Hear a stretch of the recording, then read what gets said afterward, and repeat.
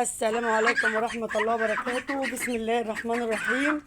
اللهم صل وسلم وبارك على سيدنا محمد وعلى آله وصحبه أجمعين. يا صباح الخير على كل اخواتنا وحبايبنا ومتابعينا جوه مصر وخارج مصر. سموا بالله وصلوا على رسول الله حبيبنا وشفيعنا محمد صلى الله عليه وسلم. طبعا زي ما انتم شايفين لسه خارجين البط حالا اهو. الساعة دلوقتي 8:30 الصبح. الساعة 8:30 الصبح لسه خارجة البط حالا اهو. طبعا البط بيبقى بايت يا جماعة من امبارح مثلا بعد المغرب، بيبقى طول الليل الشتاء طويل، بيبقى طبعا خارج جعان خارج عطشان، فلازم العلفة بتاع الصبح دي تكون ايه؟ كاملة العناصر. بصوا البط بيدور على المية، بيدور على الاكل، مش لاقي اي حاجة خالص.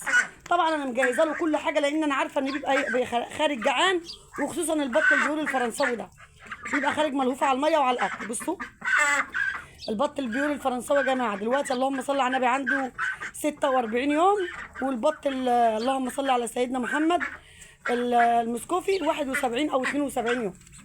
برضو حبينا نقول على الايه، على الاعمار عشان لعل وعسى حد يكون ماشي معايا، يعني ان شاء الله بامر الله البط بتاعنا يلحق رمضان، خصوصا المسكوفي. ما بتكلمش على البيور.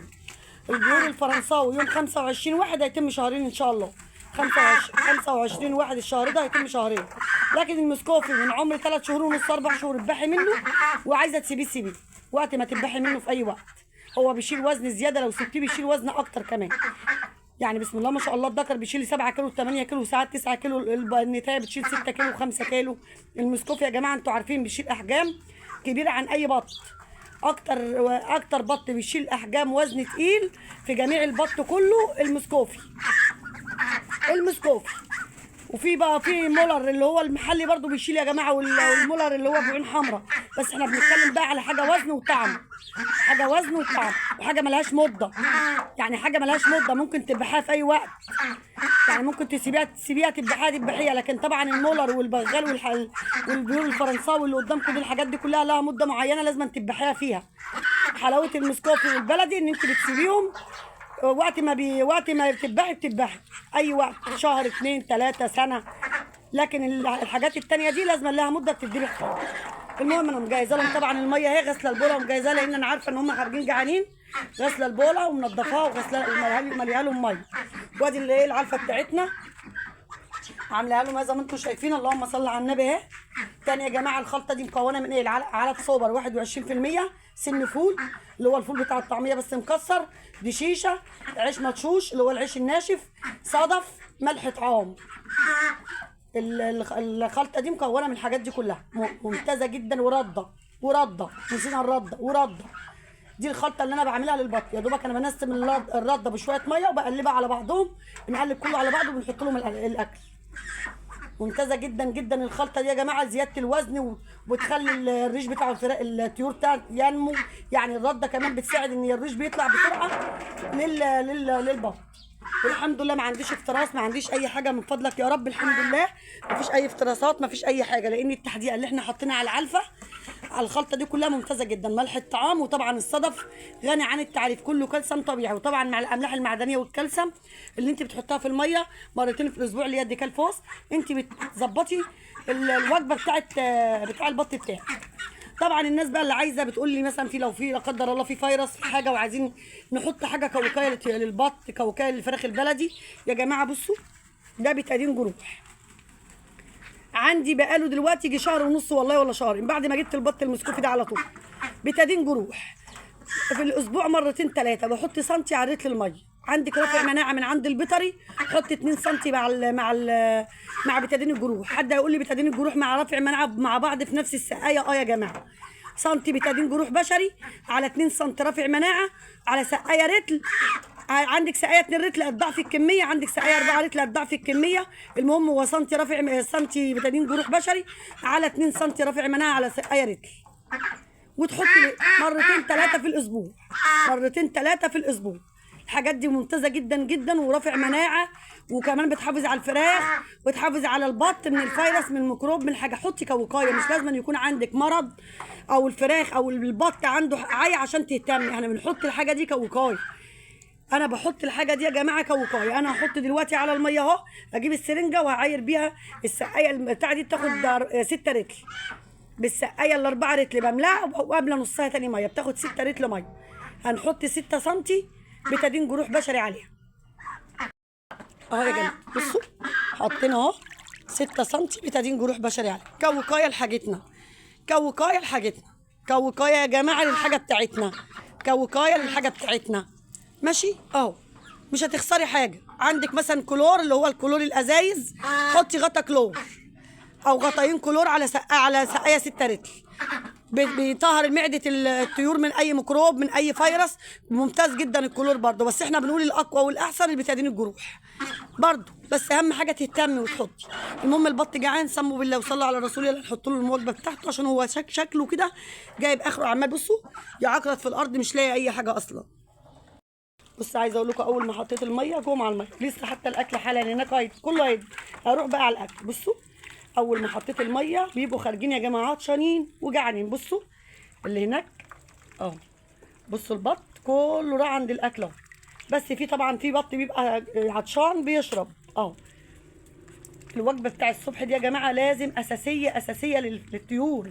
لاحظ ان انت بتبقى الحاجه مبيته من مثلا المغرب، وليل الشتاء طويل لا بياكلوا ولا بيشربوا طول الليل، فلازم اول ما البط بيخرج او عندك فراخ بلدي زي كده بتخرج بتبقى عايزه الاكل والميه على طول، مفيش فرصه ان انت تقعدي تخرجيهم. لا انا قبل ما بخرجهم بكون مجهزه لهم كل حاجه. بصوا بسم الله ما شاء الله ولا قوه الا بالله. بصوا مفيش بقى ولا بطايه عند الميه اهي، اللي عيتش شرب وراح جري على الاكل اهو. فلازم يا جماعه تهتموا بحاجه زي كده. بصوا البط اللهم صل على النبي، اللهم صل عليك يا نبي، لازم تهتموا بحاجه زي كده. انا بخرجهمش لما اكون مجهزه لهم الخلطه بتاعتهم، مجهزه لهم العلفه بتاعتهم، مجهزه لهم الميه بتاعتهم، مجهزه لهم كل حاجه، لان انا عارفه ان هم بيبقوا خارجين جعانين. حافظي على طيورك من الفيروس من الميكروب من اي حاجه في الجو. لاحظي ان انت مسيبه على السطح، عصافير بتاكل، غريبه بتاكل، قطط بتاكل، اي حاجه بتاكل معاهم، الحاجات دي كلها بتنقل العدوى بسرعه. طبعا احنا بنتكلم ان البط عنده مناعه شديده، بس برضو في بط عنده مناعه وفي بط ما عندوش مناعه. البط البيور الفرنساوي عنده مناعه جامده كمان. يعني البط المسكوفي زي مناعته زي فراخ البيضه، البط المسكوفي مناعته زي مناعه الفراخ البيضه، ما عندوش مناعه رغم ان بتاخدي منه وزن وطعم، بس للاسف البط المسكوفي مناعته في الارض، اقل حاجه بيتعب وبيموت. فاحنا بنحرص من كده والحافظ ربنا، بنعمل اللي علينا، بنحط بتادين جروح في الميه، بنحط رافع مناعه، غطا كلور، بنهتم بيهم بالاملاح المعدنيه والكالسيوم، بنحط خلطه كامله العناصر، وجبه كامله العناصر مكونه من دشيشه من علف من عيش من اللهم صل على سيدنا محمد من رده من صدف من مثلا كيس ملح عندك حطيه كتحديقه، عندك ديكالفوس بتحطي على الميه. والله العظيم عندي ديكالفوس جايباها برضه واحط على الميه وهوريها لكم برضه واكد صح الكلام. بصوا يا جماعه والله الكيس اهو، بصوا الكيس اهو اوريه لكم اهو، كيس اللهم صل على النبي اهو، كيس الديكالفوس اهو دي يا جماعه دي. بصوا والله انا فاتحاه بقاله اسبوعين عندي اهو، فاتحاه من الجنب اهو بحط منه بقاله اسبوعين عندي، بحط مرتين في الاسبوع معلقه صغيره على رتل ميه. يعني انا بحط 6 معالق صغيرين على البوله دي، لان البوله دي بتاخد 6 رتل اهي. بصوا اهو الديكالفوس يا جماعه من عند البيطري، ممتاز جدا للكالسيوم، املاح معدنيه وكالسيوم ممتازه جدا. طبعا انت الحاجه دي بتتحط على الميه زائد طبعا انت مظبطه العلفه وحاطه عليها صدف، يعني من لمتين عشان الافتراسات والنهش ما ينهش ببعضه. وانتوا عارفين المسكوفي، يعني المسكوفي رقم 1 في النهش والافتراس، بيقطع لحم بعضه، مش هقول لكم بيقطع ريش بعضه، لا ده بيقطع لحم بعضه. لولا انت عامله وجبه كويسه وكامله العناصر مع فيديكال فوس مع الاهتمام كنت هتشوف البط دي كله كده جايب دم. وخصوصا ان انا مربيه معاه اهفى بط. عايزه اقول لكم البط البيور الفرنساوي ده اهفى بط خواف، وبصي لو اي حد جه يمته كده بيجري ما بياكلش وما بيشربش بيخاف، ودي غلط على فكره برضو. اي البط المسكوفي ما يترباش مع اي نوع بط، بالذات البط البيور الفرنساوي، بس هي الظروف اللي جت كده بقى الحمد لله، هو ربنا سترها معايا. البط المسكوفي عايزه تربيه ربيه مع اللي شكله مع اللي زيه. ايه اللي زيه يا ام مصطفى؟ المولر، المولر اللي هو البغال يا جماعه، هو له اسمين، اسمه مولر وبغال، اي نوع من اي اسم انتوا بتسموه بيه. المولر اللي هو البغال رقم 1 في النهش والافتراس البط المسكوفي، ورقم 2 اللي هو البط البغال اللي هو المولر في الافتراس والنهش برضه. الاثنين دول لو انت ربيتهم مع بعض عادي، الاثنين دول لو انت ربيتيهم مع بعض عادي، لكن بلدي مع بيور مع خلطه بط تربيها مع بعض. لو انت بقى هتظبطي العلفه وتظبطي وجبتك وتظبطي دنيتك حطي حاجه وربنا يسترها، لكن هو مش مستحب ان البط البيور يتربى مع البط المسكوفي. هو كان في يعني نهش في بقى في الاول خالص فيه اسبوع، بس انا لحقته. كان زايفه، لا كان بيخليه يشرب معاه ولا ياكل معاه ولا الكلام ده. هم خدوا على بعض برضه، بس ساعات برضه بيزوف البط المسكوفي، بيزوف البط البيوتي، وهو بيشرب ممكن وهو بياكل ممكن. يعني ببقى قاعده ملاحظه الحاجات دي بعد اوقات كده. فهو مش مستحب يا جماعه ان انتوا تربوا البط ده مع حاجه. عايزين تجيبوا مسكوفي هاتوا معاه بغال الملط، وممكن البلدي، بس البلدي بقى برضو مش برضو ما يعني ما مش قوي، بس عادي ممكن بلدي يمشي معاه. لكن فرنساوي بالكيني الشرشيري بيقولوا الفرنساوي، الحاجات انواع البيضه دي كلها ما تمشيش مع البط المسكوفي. بط المسكوفي في شديد الافتراس. بس برضو بنرجع ونقول حسب علفتك انت وحسب اهتمامك بالحاجه. في ناس بتشتكي من الافتراس، بتقول لي يا ام مصطفى البط مقطع لحم بعضه. ما وجبه هنا قلت لكم عليها عملتها معاكم قبل كده.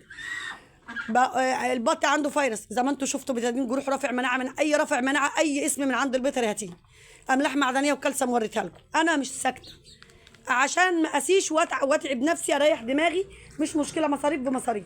ايه يعني هعمل ايه؟ انت جايبه حاجه لازم هتصرفي عليها وتهتمي بيها. مش غصب عنك هتصرفي عليها. حتى لو هي افترست بقى، انت تستني لما اللحم بتاع الطيور يطلع من بعضه وتروحي للبيطري. انت كده كده لو لاقيه الطيور قدامك زي ما قدامك كده فيها دم ولا فيها اي حاجه، انت مش هتسكتي، هتروحي للبيطري. صح كده؟ يعني في كلا الحالتين هتصرفي. فايه اللي يخليكي تستني لما الامور تتدهور منك كده والبط ينهشوا بعض وتروحي للبيطري؟ طب ما انت تجيبي الحاجه اصلا من نفسك وخلاص. شوفي ايه المطلوب جيبيه وخلاص. مش لازم تستني اما الدنيا تخرب خالص والبط ياكل في بعضه وتروحي تعالجيه. لا، في يا جماعه برضو ناس يعني بتكبر دماغها في التربيه، بتسيب الحاجه كده. لا طبعا، انا بهتميه بيهم كمان وبديهم وجبتين في اليوم. بصوا بقى مش قادره اقول لكم، شوفوا بوله كبيره جدا، وبهتم بيهم كل شويه بغير لهم الميه عشان برضو يلحقوا معايا رمضان. وانا عارفه ان شاء الله بامر الله على اللي انا بعمله معاهم، بامر الله يلحقوا معايا رمضان. البط بسم الله ما شاء الله فرق كتير. بصوا يا جماعه البط بسم الله ما شاء الله فرق كتير اهو. يعني لسه نقول مثلا 35 يوم ولا 40 يوم على رمضان، بسم الله ما شاء الله البط هيبقى كده كده. البيور هيتذبح، يعني البيور هيتذبح على اخر الشهر، اخر شهر واحد. بس احنا بنتكلم على المسكوفي، الحاجه اللي هتبقى اللي لازم تاسسيها وتربيها عندك صح، وتجيبي لها وجبه صح، علفه صح، خلطه كامله العناصر فيها كل الغذاء. بس يلا يا حبايبي، ده الفيديو بتاعنا كان النهارده. يا رب يكون عجبكم ونرضاكم. بالله عليكم اللي شاهد الفيديو يحط لنا اللايك فضلا وليس امرا، ويبقى جزاكم الله كل خير. واللي ما اشتركش عندنا في القناه طبعا يشرفنا اشتراك. اشوفكم على خير واشوفكم في فيديو جديد، والسلام عليكم ورحمه الله وبركاته.